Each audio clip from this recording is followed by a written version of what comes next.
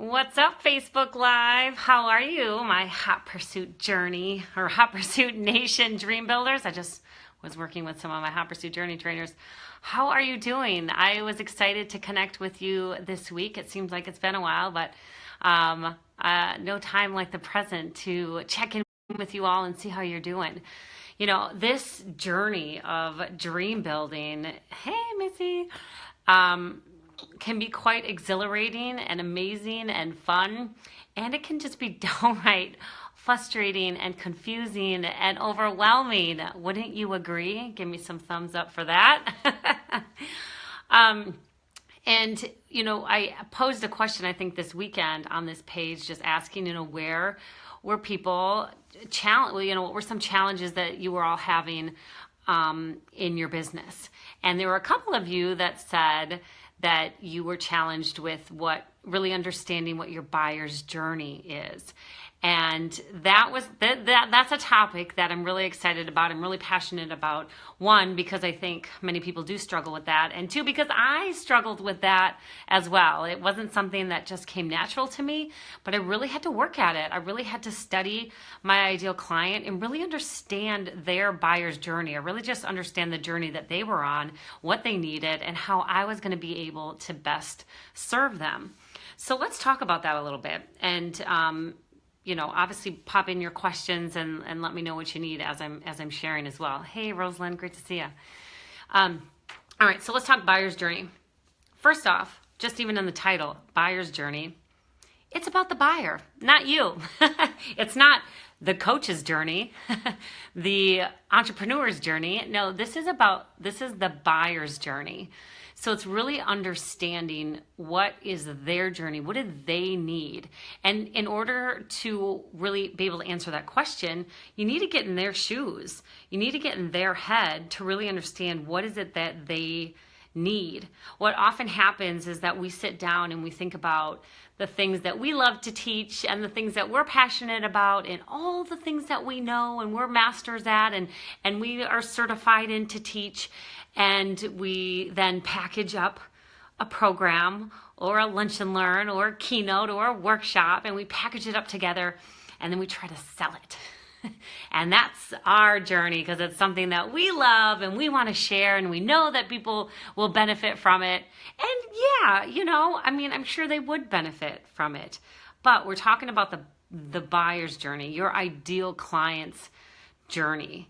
And when you make it about you and you make it about what you're selling and what you love, then it takes them out of the equation. Now, I think that there is the best of both worlds where you can marry together what you love to teach and train and coach on, and you marry it with what the buyer needs and wants and desires and what they're willing to pay for. And when you marry that together, that's the sweet spot. That's really the most ideal situation.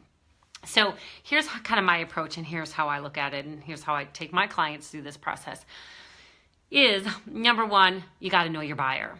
You know, and this is where it can be tough because we want to serve everybody and help everybody, and because they have a pulse, we want to help them. And of course, you know, I mean, I think that just speaks loudly to the type of people that we are and that you are, that we love people and we want to help them. However, when it comes to building a business, that doesn't serve you. It actually doesn't even serve them either, because when you're trying to serve everybody, you actually end up serving nobody. It's too broad of a service or of a message that really can make the type of impact that you could make if you focused on a certain type or a certain niche or a certain industry of people. If you think about it just in a general scale or general terms, is that, you know, what a teenager needs versus what a 30-something needs versus what a retiree or an empty nester needs versus what somebody who's elderly needs. It's totally different. It's completely different depending on the stage in the stage in their life that they're in, depending on, what the problems are that they're dealing with, the challenges that they're dealing with in their life are. I mean, it's different. That's why you see a different, 10 different types of restaurants in every shopping mall, and, different types of cars and car dealerships and different types of stores, because not everybody wants the same thing. Not everybody needs the same thing. Not everybody can afford the same things. So, I really encourage you to take your business strategy and your business approach with the same strategy, the same light, because when you try to serve everybody, you're really ending up serving nobody. So number one, in your buyer's journey, you got to know your buyer. You got to know specifically who is your ideal client that you're wanting to sell your services to. Number two is then knowing your buyer, knowing who that specific buyer is. It's then, okay, well, what's their top of mind problem?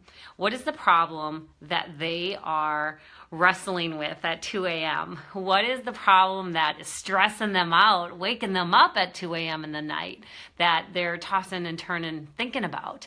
What is the problem that they are willing to pay money for to solve? And that really is where the buyer's journey begins. Because, well, I shouldn't say begins, obviously it begins with identifying who they are, but once you do identify who they are and you know what that top of mind problem is, you know where their starting point is, and that's the key. You got to know what their starting point is. Sometimes we try to sell them a few steps beyond that into programs that we're not meeting them where they're at. So number one, you've got to know your buyer. Who's your buyer? Number two is to know what is the specific problem that's their starting point that you can meet them there, meet them where they're at. When we are selling leadership development programs and personality assessments and tests, and we're taking them, we want to have them become private coaching clients, and most of the time, and actually there's scientific research that really only 3% of the population is actually actively searching out for your services. But then there's another 30% of the population that is aware of what you do, but they're not necessarily actively searching out your services. There's another 30% that is open to what you do. And then there's another 30% that knows what you do, but they're not buying. But what that means is that there is quite a large percent of the population that is actually 67% of the population that is actually open to buying and investing in your services. But why it's a miss and why we usually don't end up getting their business is because we're marketing a few steps down the buyer's journey. We're not meeting them where they're at.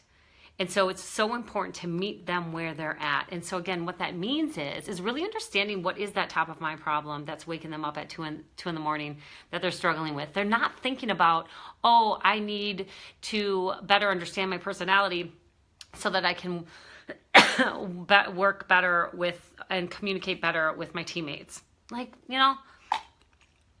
Excuse me, I felt like I was going to cough there. They're probably not thinking that.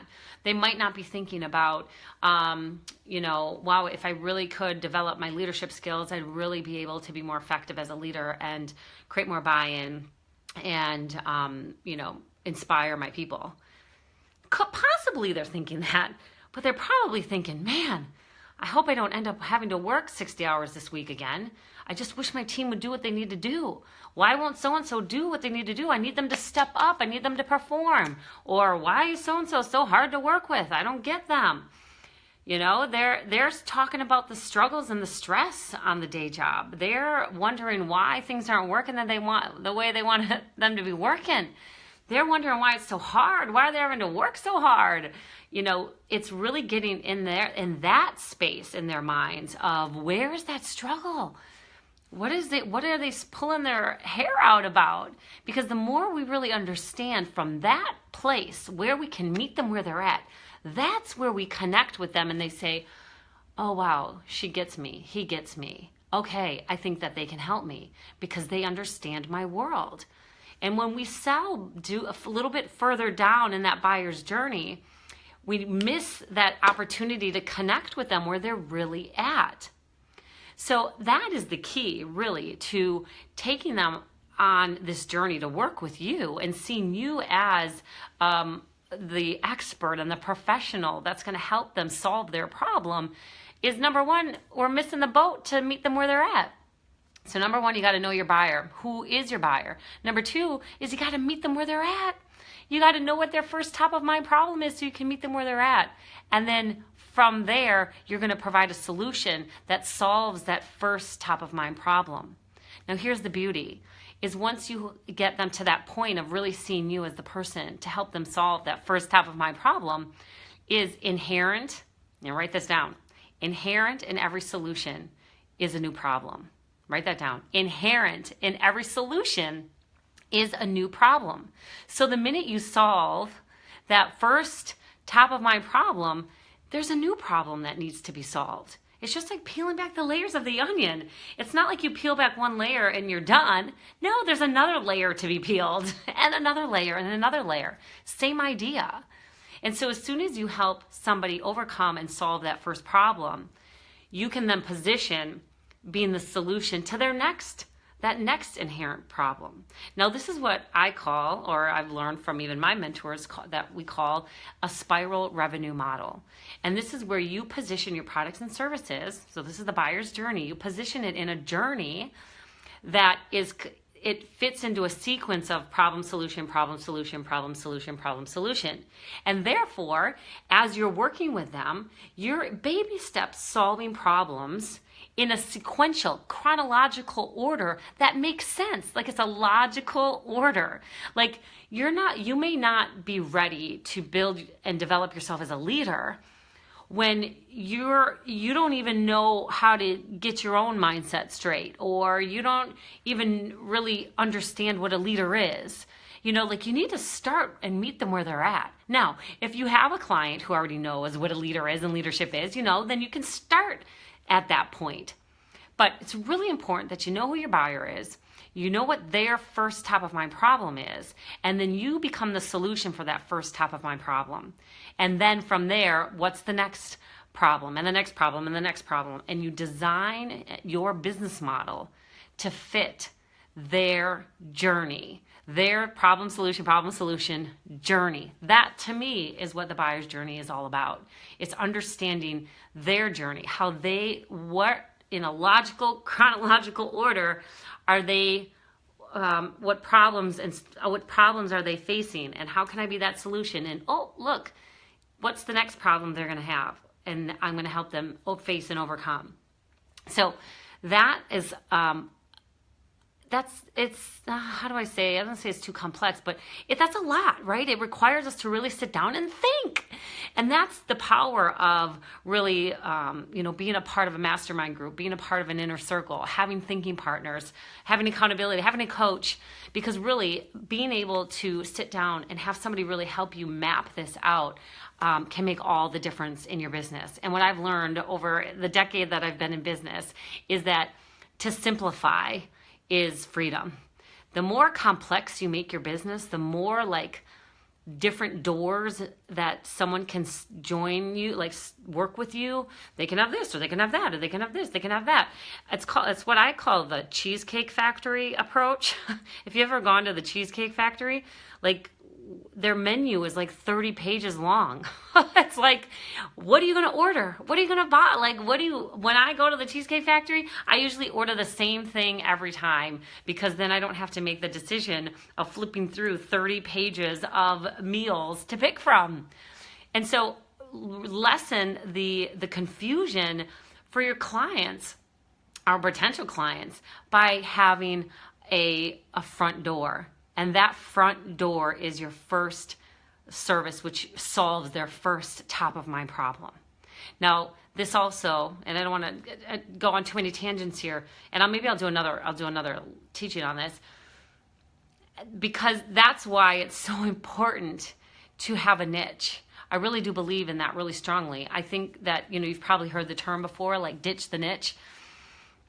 I believe in the beginning, that when you're first starting out building your business, that there's a stage in which you're in a discovery phase, a discovery period where you're exploring and you're working with different types of people to find out what is your niche.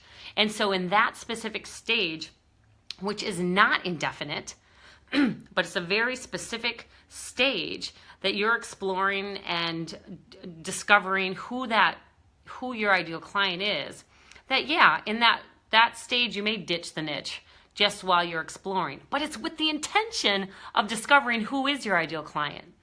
Other than that, once you decide who it is, you run with that niche and you own that space. You own that area. You become the expert in that space. And that is where I believe your greatest success is. It's not in being this general coach or trainer that works with everybody.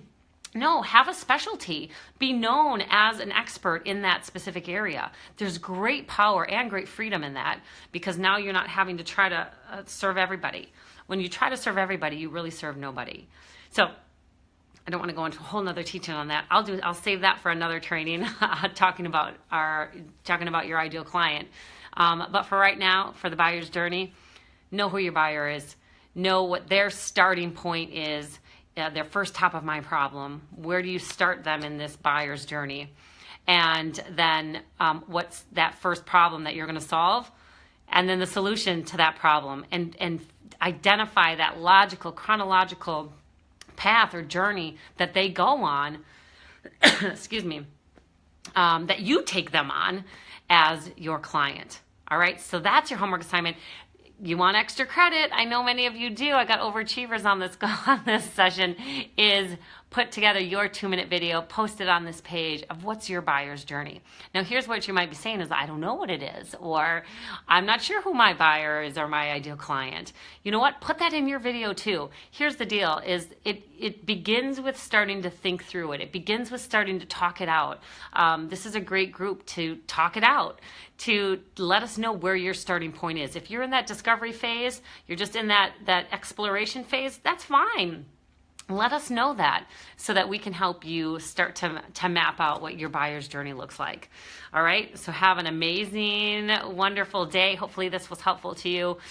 Post below what you got from it, what your questions were, anything that I can do to best help and serve you.